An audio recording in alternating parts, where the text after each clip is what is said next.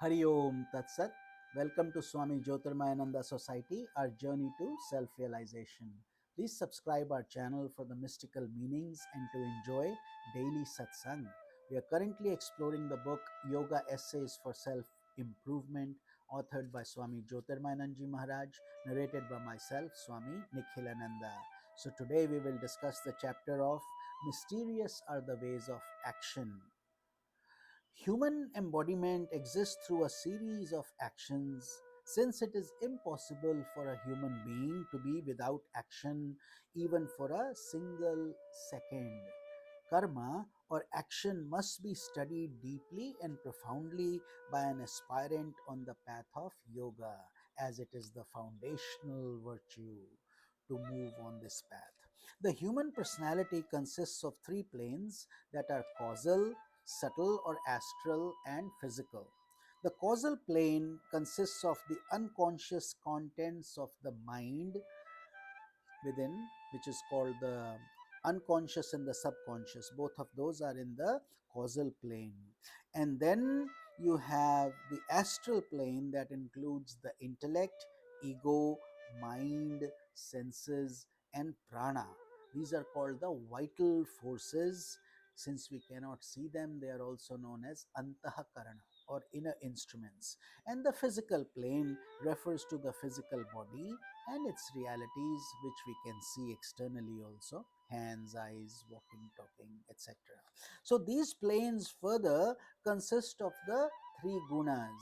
So first you have three bodies: physical body, astral body, causal body, and within each body you have three gunas. Gunas are modes of nature, which are sattva meaning purity, rajas meaning externalization and activity, and tamas is inertia. This is the magic of Maya. This is how Maya operates, and it's we are decoding Maya by our introspective understanding through these divine scriptures. Activity continues in every plane of a human personality and is seen in the display of the gunas acting amongst themselves. The higher evolutes interacting with the lower. For example, the senses interact with the sense objects, while in turn the senses are dominated by the mind by the intellect by the cosmic mind. But ultimately, the self is the controller of all that exists, so much so that in the final analysis, nature is a mere illusory projection of the divine self. An aspirant needs to gain an insight into the art of freeing himself from the three gunas and their functions. And that is the tapasya, that is the penance or our effort, self effort. He needs to step beyond the karmas that lead to repeated cycles of birth and death and to enter into the actionless realm of the self. In the self, there is no action. We create it through these three bodies and the five sheaths that we just discussed. Actions are classified into five groups, five action types. Nitya karma. Nitya karma means obligatory actions or duties pertaining to the body, such as you eat daily, you bathe daily, you do certain things, rituals, and etc. You go to work daily. These are called nitya karmas. The second is naimitya karma, which are occasional actions such as performing rituals at the death of a relative, etc. These are sometimes only, but when they do, we have to perform those duties. The third one is called kamya karma, also known as sakamya karma, actions based up on desire. Kama means desire, so that is that karma. And the ego thought, so sankalpa, all these actions that we do that keep coming up as desires which are infinite, so that is what they are, due to sakamya. It's called with an intention of acquiring something, a result. And the fourth is called nishiddha karma. These are actions prohibited by the scriptures, such as sinful actions backed up by violence, passion, greed, and the like. So they are all prohibited. If we do them, we incur sin. So therefore the scriptures say don't do those things.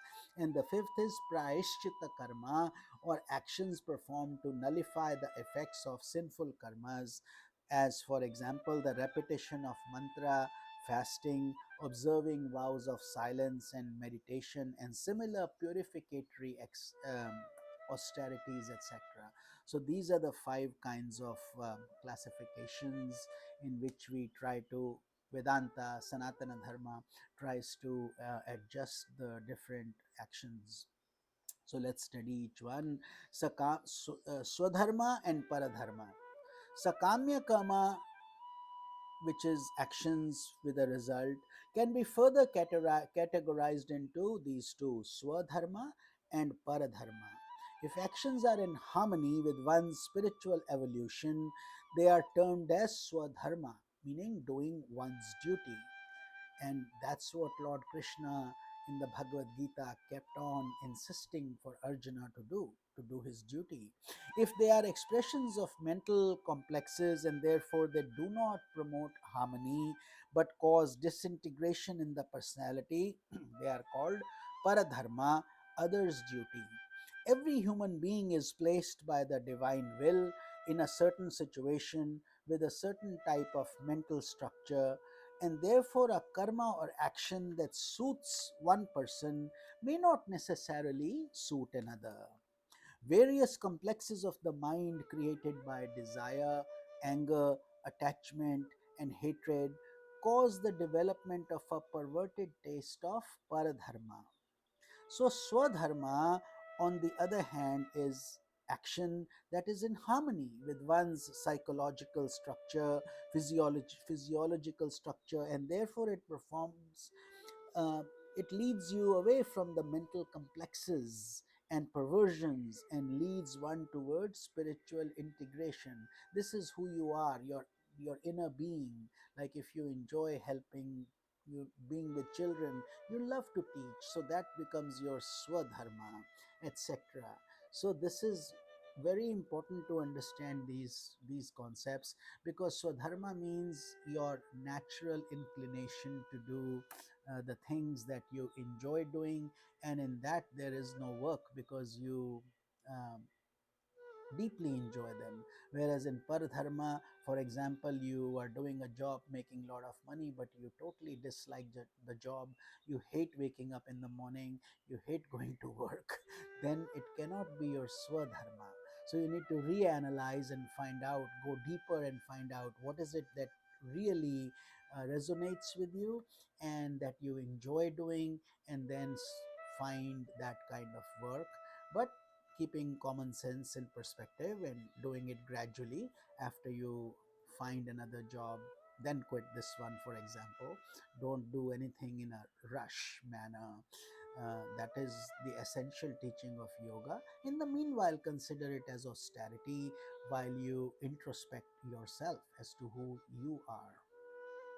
The next is Sakamya karma and Nishkamya karma.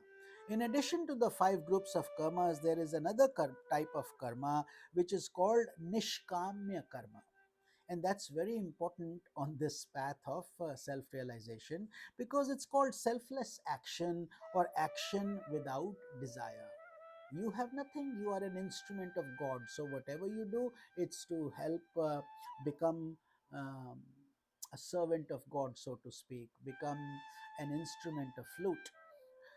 So, when the very same kamya karma is performed with the special spiritual attitude of not expecting a reward, it is called nishkamya karma. Mind you, the karma doesn't change, it's the same karma.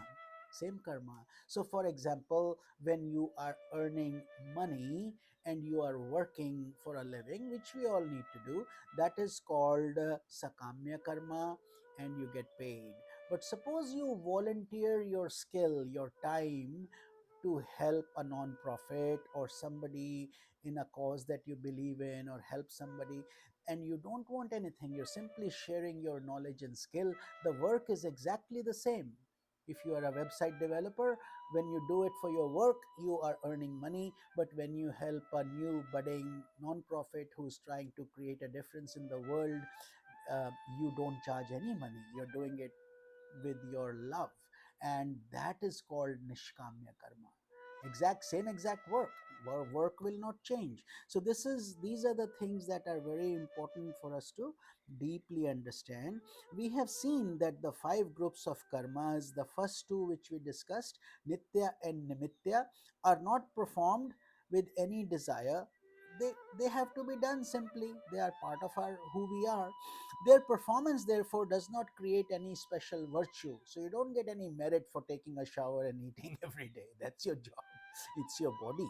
But their non performance becomes harmful. If you don't eat every day, you don't take care of your body, you stay filthy, you will pay the price. Your body will resent it and you will fall sick or something.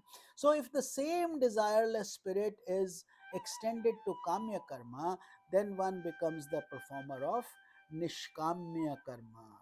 So desireless spirit has to come in. That is the important thing, is to take out the desire from it, and then they become nishkamya. You support others, you do charity, you do selfless service, you help others with taking yourself completely out of the equation. In that you are also included. When you pray for everyone, you are also part of everyone, isn't it? So you are also included in that. But it should not be due to greed. It should not be me first. That's important. This is the secret by which a yogi performs his swadharma in a desireless manner, thus converting it into nishkamya karma. So first of all, he likes what he does. Second of all, he doesn't want the results. So those people are the yogis. They are the ones who make a difference in the world, and they leave their fragrance many years after they are gone. Um, they are the difference makers. They are the salt of the earth, so to speak. So karma yoga we will discuss in tomorrow's satsanga. So it's a very profound chapter, and I hope you're enjoying these things. And if you're finding some of these topics, because this is a very profound uh, book and essays and different topics we are covering, so please share with anyone who you think may be helped. For example, there's a topic for everything. So I'm sure in families there is mental illness or stress or pain or not having the knowledge of karma, and what are the actions, what is sin, what is virtue. All these things are extremely important. So become an instrument and join hands with us to share this video or channel or whatever you think will help the world. Hari Om Tat Sat. This is Swami Nikhilananda.